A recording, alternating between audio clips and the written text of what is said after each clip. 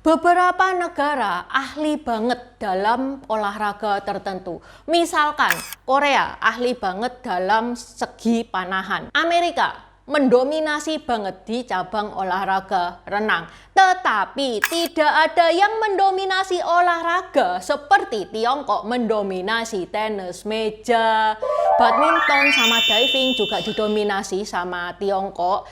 Tapi tidak segila Tiongkok dalam mendominasi tenis meja. Sejak Olimpiade 1996 sampai kemarin 2024. Cabang olahraga pingpong tunggal putra sama tunggal putri, emasnya itu selalu dipegang sama Tiongkok. Olimpiade Paris kemarin, olahraga tenis meja dari 5 kategori. Tunggal putra, tunggal putri, mixed double, grup putra, grup putri, semuanya emasnya ini kena Tiongkok. Malah di tunggal putri, finalnya Tiongkok lawan Tiongkok. Nih, Intan kasih lihat tabelnya. Intan mau kasih tunjuk ke teman-teman list pemenang Olimpiade pingpong. Intan mulai dari tunggal putra. Sejak tahun 1996, emas kena Tiongkok semua yang tunggal putra.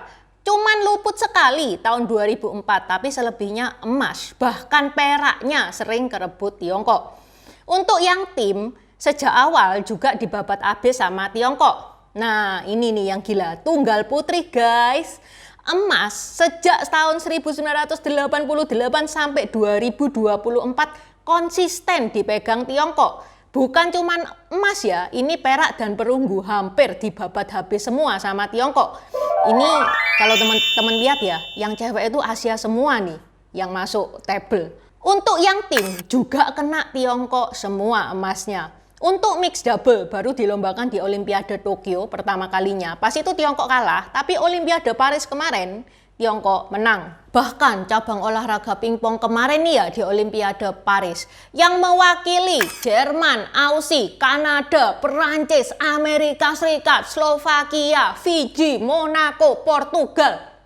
Yang mewakili mata sipit semua ini guys di cabang olahraga pingpong. Pada Olimpiade Rio tahun 2016 kemarin, ada 44 pemain yang kelahirannya Tiongkok berlaga di Olimpiade pingpong. Cuman 6 diantara mereka yang membela Tiongkok, yang lainnya membela negara lain.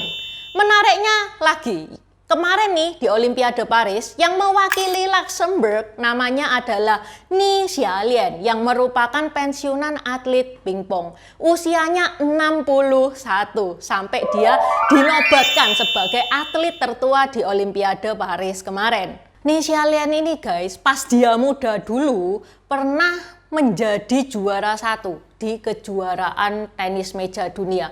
2 kali dia menyabet medali emas. Jadi zamannya Ni Xiaolian muda itu masih belum ada yang namanya Olimpiade. Kejuaraan yang paling bergengsi di zamannya dia muda yaitu kejuaraan dunia tenis meja. Dia ngedapat emas 2 kali. Di Chili, perwakilannya adalah Cheng Zheying, yaitu atlet berusia 58 tahun. Kalau dari namanya tahu lah ya, dia itu aslinya dari mana. Begitu juga di Jerman. Di Jerman, perwakilan atlet cabang pingpong namanya adalah Shan Xiaona yang berusia 41 tahun. Wah, ini tante-tante berlaga di tenis meja. Kok bisa ya Congkwok itu sejago itu pingpongnya? Padahal pingpong itu bukan olahraga yang berasal dari Tiongkok loh. Tajianihao, nama aku Intan, selamat datang di channel aku, Dynasty.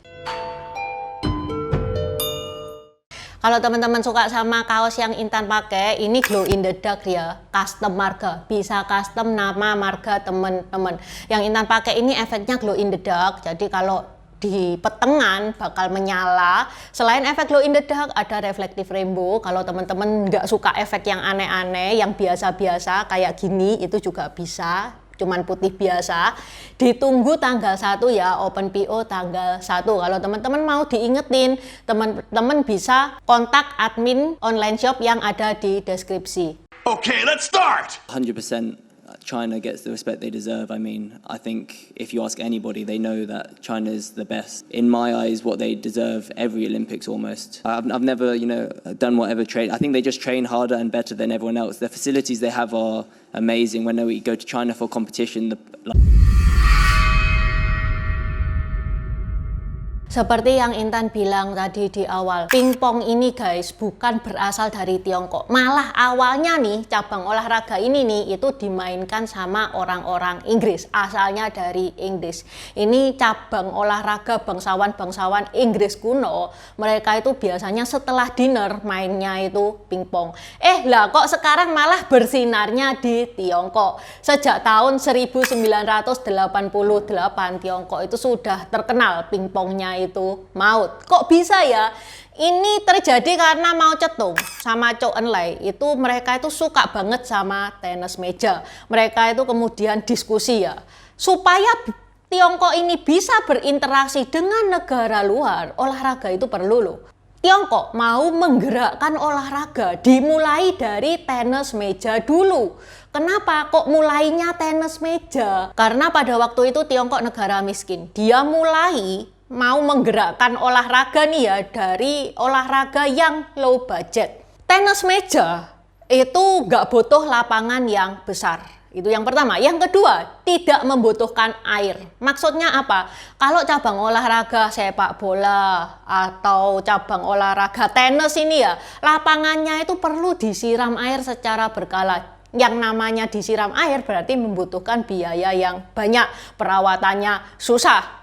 Itu yang kedua. Yang ketiga, tenis meja ini, raket dan bola tenisnya ini harganya murah. Jadi semua kalangan mulai dari rakyat jelata sampai orang kaya itu bisa memainkannya. Karena banyak yang mainin tenis meja nih, jadi banyak pula talent-talent yang dihasilkan. Dimulailah pembinaan-pembinaan terhadap tenis meja, mulai diseriusi sehingga lahirlah bintang-bintang, seperti salah satunya adalah Chuang Zedong. Intan pernah ngebahas tentang Chuang Zedong ini di diplomasi pingpong.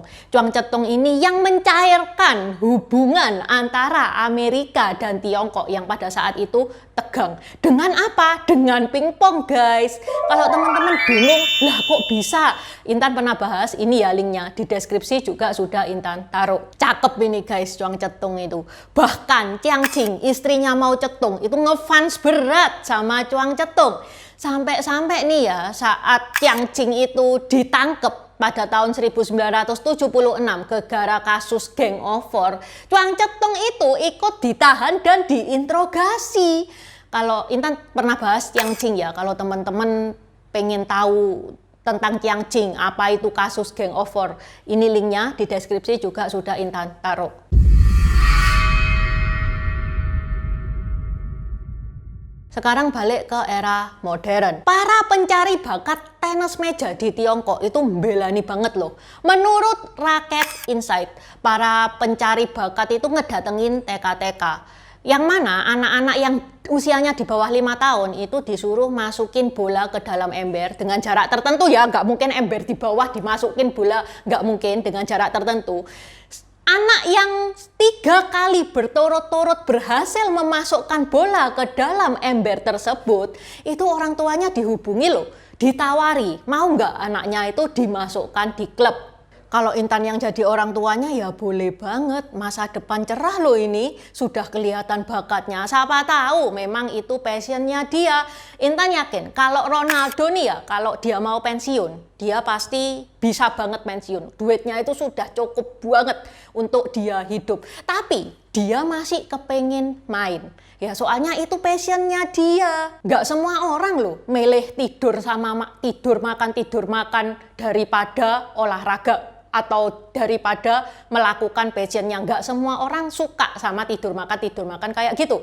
Sampai kadang-kadang Intan ini batin paling enak itu jadi atlet, main-main dibayar. Makanya Intan juga nggak kasihan sama Ni Xiaolian. Meskipun usianya 61 tahun kok masih disuruh main, apalagi main di Olimpiade yang pressure-nya itu kayak gitu.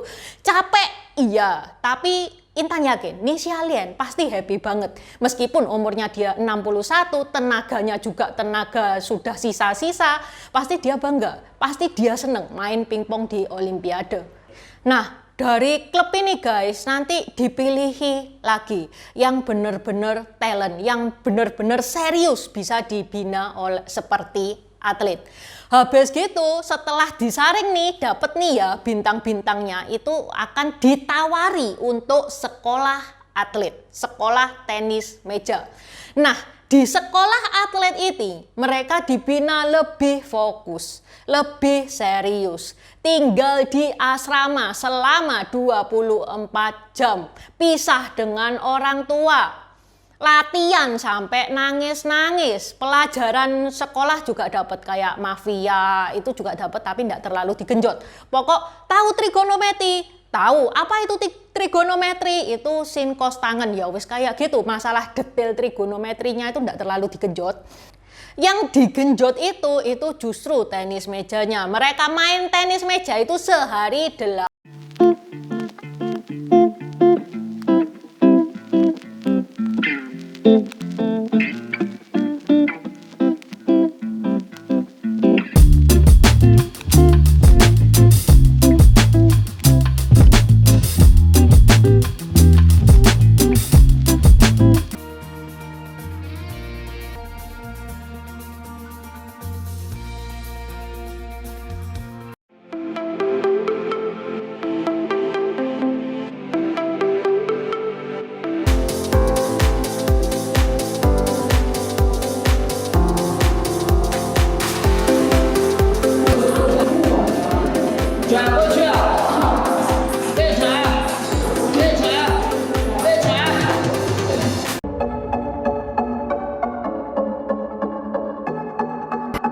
就是说比较认真，比较刻苦。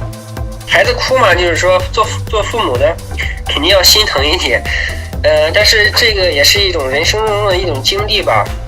Setelah usia mereka semakin beranjak dewasa, setelah 17 tahun nih ya, sudah mateng, sudah pinter tenis mejanya dan mau dilatih untuk ikut perlombaan ini itu, mereka dilatih di ruangan tertutup selama 2 bulan ini. Latihan yang tidak bisa diekspos karena ini rahasianya Tiongkok, mereka diapain aja. Tiongkok itu juga meng-hire psikiater untuk kesehatan mental atlet-atletnya. Ini namanya manusia ya. Masalah itu mempengaruhi permainan, bisa merusak konsentrasi. Contohnya Susi Susanti pada pas tanding Uber tahun 1998 nih ya, dia dapat kabar ada kerusuhan di Jakarta. Ya apa nggak panik? Ya panik. Intan yakin Susi Susanti itu sudah berusaha seprofesional mungkin, tapi ya berita itu ya sangat mengganggu psikologis dia loh saat bermain. Para atlet dikasih fasilitas seperti itu, dibangun sekolah yang nyaman untuk mereka. Kalau menang dikasih duit banyak, kalau tua atau sudah pensiun dikasih dana pensiun. Ya Tiongkok kan negara kaya, apalagi kena Xi Jinping kan siapa berani korupsi. Sebagai atlet mereka berlomba-lomba untuk berprestasi. Saking membludaknya atlet pingpong sampai banyak atlet yang jago tapi kalah jago sama atlet-atlet timnas, karena atlet timnasnya Tiongkok itu sudah level dewa semua, sehingga atlet pingpong yang jago-jago ini itu direkrut sama negara lain. Tuh guys, tak kasih daftar negara-negara yang pengen ngambil atlet tenis meja Tiongkok, banyak banget kan.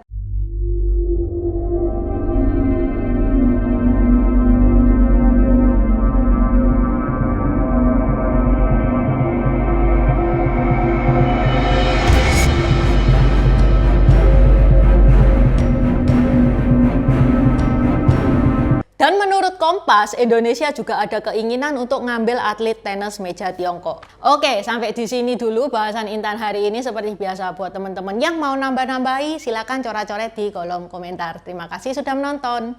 Buat subscriber baru, selamat datang. Terima kasih sudah menonton videonya Intan sampai habis. Intan sarankan buat teman-teman yang baru bergabung untuk nonton videonya Intan tentang pergantian dari dynasty ke dynasty.